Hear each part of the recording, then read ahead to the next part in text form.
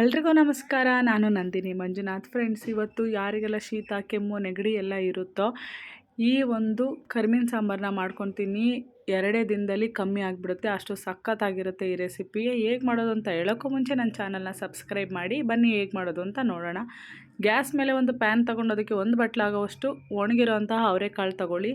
ಅವರೆಕಾಳನ್ನ ನೀಟಾಗಿ ಫ್ರೈ ಮಾಡ್ಕೋಬೇಕು. ಅಂದರೆ ಯಾವುದೇ ಎಣ್ಣೆ ಏನೂ ಹಾಕ್ಕೋಬಾರ್ದು.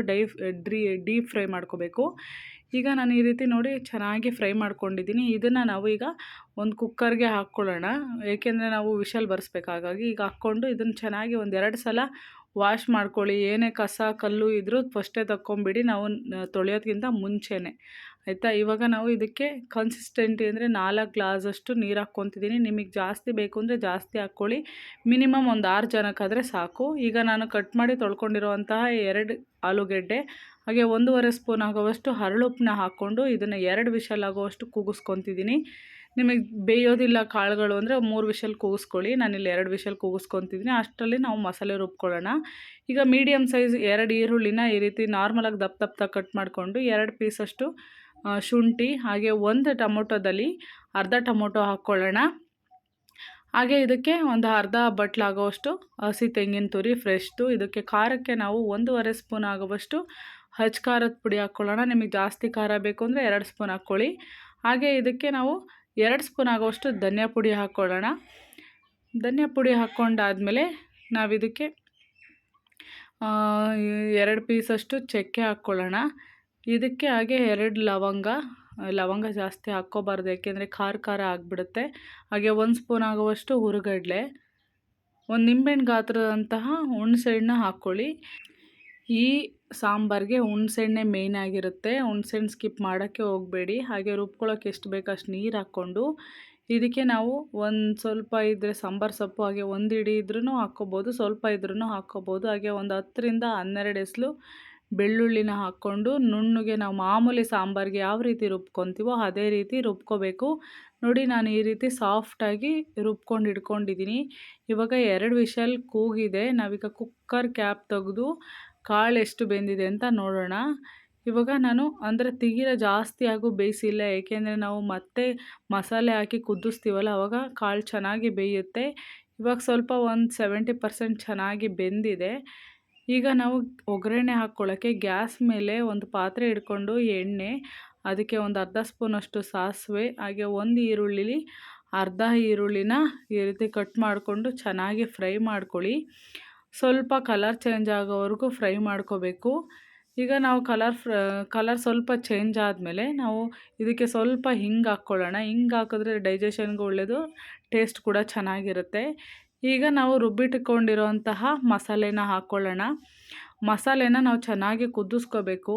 ಹಾಗೆ ಸ್ವಲ್ಪ ಜಾರಲ್ಲಿ ಮಸಾಲೆ ಇರೋದ್ರಿಂದ ಅದಕ್ಕೆ ಸ್ವಲ್ಪ ನೀರು ಹಾಕ್ಕೊಂಡು ಚೆನ್ನಾಗಿ ಕುದಿಸ್ಕೊಳ್ಳಿ. ಇದಕ್ಕೆ ನಾವು ಉಪ್ಪು ಹಾಕೋ ಅವಶ್ಯಕತೆ ಇಲ್ಲ, ಯಾಕೆಂದರೆ ನಾವು ಕಾಳಿಗೆ ಉಪ್ಪು ಹಾಕಿರ್ತೀವಿ.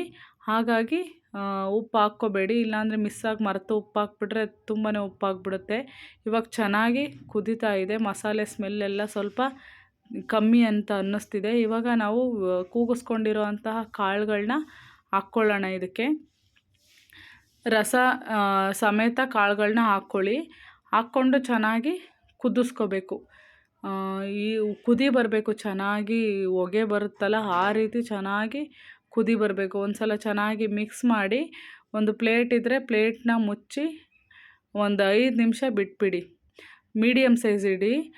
ಹಾಗೆ ಈಗ ನೋಡ್ತಿರ್ಬೋದು ಚೆನ್ನಾಗಿ ಕುದೀತಿದೆ.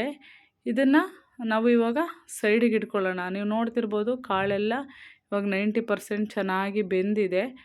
ಈಗ ಬೆಂದಿರೋದಕ್ಕೆ ನಾವು ಗ್ಯಾಸ್ ಆಫ್ ಮಾಡಿಕೊಂಡು ಇದನ್ನು ಸೈಡಿಗೆ ಇಟ್ಕೋಬೇಕು. ಗ್ಯಾಸ್ ಮೇಲೆ ಒಂದು ಬಾಣಲಿ ತಗೊಂಡು ನಾವು ಒಂದು 50 ಗ್ರಾಮಷ್ಟು ಕರಿಮೀನ ತಗೊಂಡಿದ್ದೀನಿ. ಈ ಕರಿಮೀನ ನಾವು ನೀಟಾಗಿ ಫ್ರೈ ಮಾಡ್ಕೋಬೇಕು. ನಾವು ಹಸಿದೇ ಹಾಕ್ಕೋಬಾರ್ದು, ತುಂಬಾ ಸ್ಮೆಲ್ ಬಂದುಬಿಡುತ್ತೆ. ಸಾಂಬಾರಲ್ಲಿ ಸ್ವಲ್ಪನೂ ಊಟ ಮಾಡೋಕ್ಕಾಗೋದಿಲ್ಲ, ಹಾಗೆ ಬಾಯಿಗೂ ಇಟ್ಟೋದಿಲ್ಲ, ಅಷ್ಟು ಸ್ಮೆಲ್ ಬಂದುಬಿಡುತ್ತೆ. ಈ ಚೆನ್ನಾಗಿ ಫ್ರೈ ಮಾಡ್ಕೊಂಡು ಸ್ವಲ್ಪ ಸ್ಮೆಲ್ ಹೋಗಾದ್ಮೇಲೆ ನಾವು ನೀಟಾಗಿ ಒಂದು 2-3 ಸಲನಾದರೂ ವಾಶ್ ಮಾಡ್ಕೋಬೇಕು. ಏಕೆಂದರೆ ಸಣ್ಣ ಸಣ್ಣ ಕಲ್ಲುಗಳೆಲ್ಲ ಇರುತ್ತೆ, ಅದಕ್ಕೆ ನಾವು ನೀಟಾಗಿ ವಾಶ್ ಮಾಡ್ಕೊಳ್ಬೇಕು.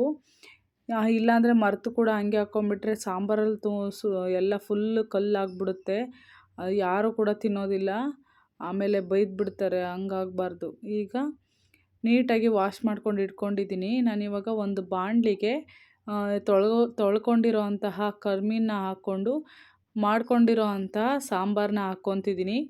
ಈ ಸಾಂಬಾರನ್ನ ಹಾಕ್ಕೊಂಡು ಚೆನ್ನಾಗಿ ಒಂದು ಸಲ ಮಿಕ್ಸ್ ಮಾಡ್ಕೊಂಡಾದ್ಮೇಲೆ ಚೆನ್ನಾಗಿ ಕುದಿಸ್ಬೇಕು.